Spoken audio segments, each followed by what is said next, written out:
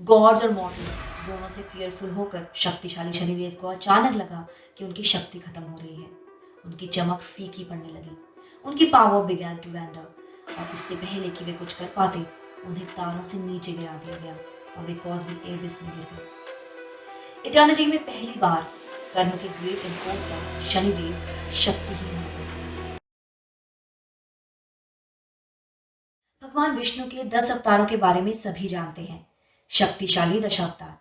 लेकिन क्या आप जानते हैं कि भगवान शिव ने कॉस्मिक बैलेंस को रिस्टोर करने के लिए 9 दिव्य रूप भी धारण किए थे। ये शक्तिशाली अवतार हालांकि लेसर नोन है, ने यूनिवर्स के ओरिजिनल फॉर्मेट को आकार दिया। वो कौन थे? उनके डिवाइन पर्पस क्या थे? आइए इन छिपे हुए लेजेंड्स को एक साथ उजागर करें। ऋषियों की एंशिएंट लैंड में डिवाइन मिस्ट्रीज और डिवाइन सैक्रिफाइसेस के बीच एक चाइल्ड का जन्म हुआ। एक ऐसा बच्चा जो यूनिवर्स की फाउंडेशन को हिला देने वाला था। ये भगवान शिव के पहले अवतार पिपलाद की कहानी है। बहुत पहले ग्रेट विजडम और स्पिरिचुअल पावर के समय में दधीची नाम के एक पूजनीय ऋषि रहते थे। अपनी अटूट भक्ति और त्याग के लिए जाने जाने वाले वे डिवाइन रैम्स में सबसे ऑनर्ड ऋषियों में से एक थे। लेकिन डेस्टिनी ने उनके लिए कुछ और ही प्लानिंग की हुई थी। इससे पहले कि उनका पुत्र अपनी पहली सांस भी ले पाता, ऋषि दधीची ने अपने प्राण त्याग दिए, ग्रेट गुड के लिए खुद को सैक्रिफाइस कर दिया। हार्ट ब्रोकन उनकी पत्नी सुवर्चा इस लॉस को बेयर करने में असमर्थ हो गई। वह भी अपने बच्चे को पीछे छोड़कर दुनिया से चली गई। लेकिन डेस्टिनी विदाउट पर्पस के ब्रूटल नहीं होती। इस अनाथ बच्चे के लिए डिवाइन पावर्स का एक प्लान था। वो साधारण नहीं था। उसका जन्म किसी महान उद्देश्य के लिए हुआ था। अपने पिता की बहन ऋषि दधिमती के पवित्र आश्रम में पले बड़े इस बच्चे का नाम पिपलाद रखा गया। एक ऐसा नाम जो एक दिन स्वर्ग को हिला देने वाला था। जैसे जैसे पिपलाद बड़ा होता गया, वैसे वैसे उसका टैलेंट और विजडम भी बढ़ता गया। लेकिन उसके अंदर एक अनशेकेबल सॉरो था, एक खालीपन जिसे कोई भी ज्ञान या ध्यान नहीं भर सकता था। उसका मन बेचैन था।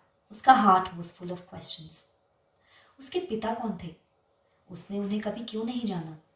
और जब भी वे पूछता तो उसके आसपास के ऋषि हमेशा चुप क्यों हो जाते थे? Then one day the truth came out. उसके पास्ट का आंसर शास्त्रों में नहीं छुपा हुआ था या वाइज के बीच विस्पर नहीं किया जाता था। ये यूनिवर्स के बहुत ही ताने बाने में लिखा गया था। उनके पिता का निधन मात्र नहीं हुआ था। उनका भाग्य एक शक्तिशाली सेलेस्टियल पावर, कर्म और जस्टिस के स्वामी शनिदेव के प्रभाव से तय हो चुका था। जिस मोमेंट पिपलाद को सच्चाई का पता चला कि उसके पिता का निधन शनिदेव के कारण हुआ है, उसके अंदर storm of divine anger erupted. एक साधारण प्लैनेट एक महान ऋषि के भाग्य का फैसला कैसे कर सकता है? कॉस्मिक शक्तियां इतनी क्रूर कैसे हो सकती हैं? उसकी आंखें गुस्से से जल रही थी। उसकी आवाज पूरे आकाश में एको कर रही थी।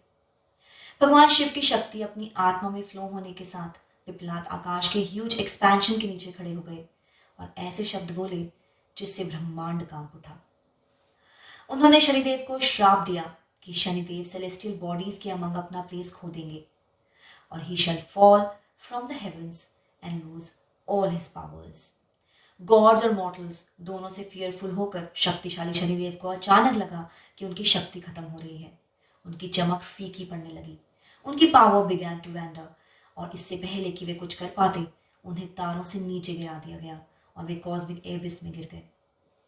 इटर्निटी में पहली बार कर्म के ग्रेट एनफोर्सर शनिदेव शक्तिहीन हो गए थे। लेकिन celestial beings are never without wisdom. जैसे ही शनि नीचे गिरे, उन्हें एहसास हुआ कि पिपलाद कोई साधारण ऋषि नहीं थे। वे स्वयं भगवान शिव के अवतार थे, supreme destroyer, God of cosmic justice. एक डेस्परेट रिक्वेस्ट में शनिदेव ने पिपलाद के सामने सिर झुकाया। हम्बल और रिमोर्सफुल होकर उन्होंने अपने डीड का कॉन्सिक्वेंस एक्सेप्ट किया और पिपलाद की मर्सी सीखी। And then something remarkable happened. Pippalad को भस्म करने वाला एंगर फीका पड़ने लगा। उनकी फ्यूरी हालांकि डिवाइन थी, लेकिन नष्ट करने के लिए नहीं थी। It was meant to teach. उस मोमेंट से उन्होंने महसूस किया कि सच्ची जस्टिस केवल पनिशमेंट के बारे में नहीं है, बल्कि बैलेंस के बारे में है। एक स्थिर आवाज के साथ पिपलाद ने घोषणा की, शनिदेव 16 वर्ष से कम उम्र के लोगों को कभी परेशान नहीं करेंगे। इन शब्दों के साथ श्राप हटा दिया गया। शनिदेव को उनकी दिव्य स्थिति में रेस्टोर कर दिया गया, लेकिन वे हमेशा के लिए पिपलाद के आदेश से बंधे रहेंगे। Heaven was shaken but the system was restored. आज भी शनि दोष के प्रभाव से सफरिंग लोग खुद को कष्टों से मुक्त करने के लिए पिपलाद का आशीर्वाद लेते हैं। पिपलाद को डेडिकेटेड मंदिर उनके डिवाइन जस्टिस के प्रमाण के रूप में खड़े हैं, जो दुनिया को याद दिलाते हैं कि सबसे बड़ी कॉस्मिक शक्तियों को भी धर्म के आगे झुकना चाहिए। लेकिन ये तो बस शुरुआत है, क्योंकि पिपलाद भगवान शिव के केवल पहले अवतार ही थे। और कौन थे? उन्होंने कौन सी दिव्य भूमिकाएं निभाई?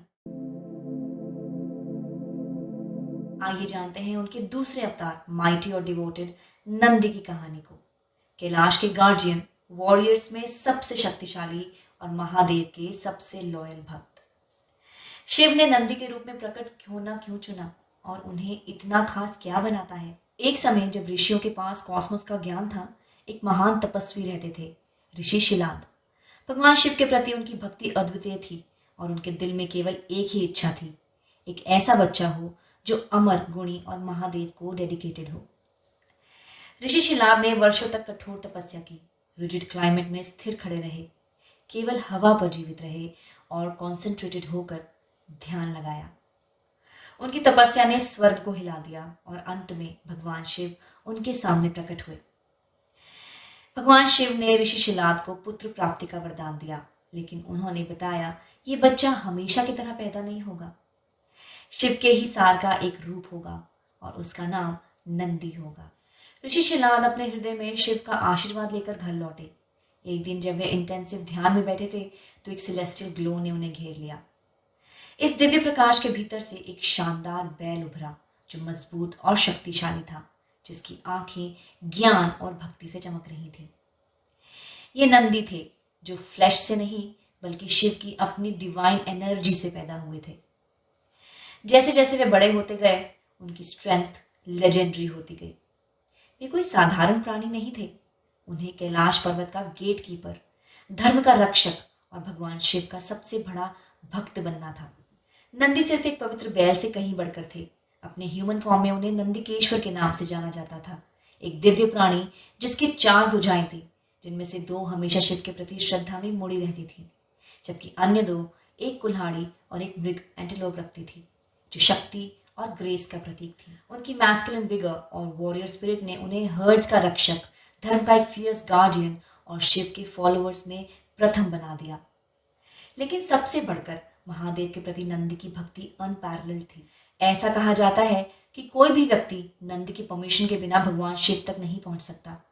यहाँ तक कि सबसे बड़े ऋषि और देवता भी कैलाश पर्वत के प्रवेश द्वार पर उनके सामने झुकते हैं, क्योंकि नंदी इटर्निटी के द्वार पर पहरा देते हैं।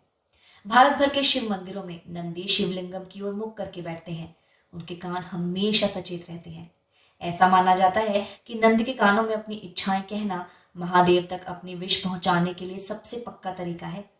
जो लोग सच्ची श्रद्धा से ऐसा करते हैं, उनकी इच्छाएं जरूर पूरी होती हैं। नंदी की कहानी सिर्फ अ स्टोरी ऑफ स्ट्रेंथ नहीं है, ये भक्ति और निष्ठा की शक्ति का प्रमाण है। हजारों साल बाद भी उनका नाम हर शिव मंदिर में गूंजता है, हर प्रार्थना में उनकी उपस्थिति महसूस की जाती है। भगवान शिव के इटर्नल गार्डियन के रूप में उनका रोल अनशेकेबल है। शिव की सेवा करना सत्य के मार्ग पर चलना है। नंदी के सामने झुकना भक्ति के प्रति समर्पण करना है।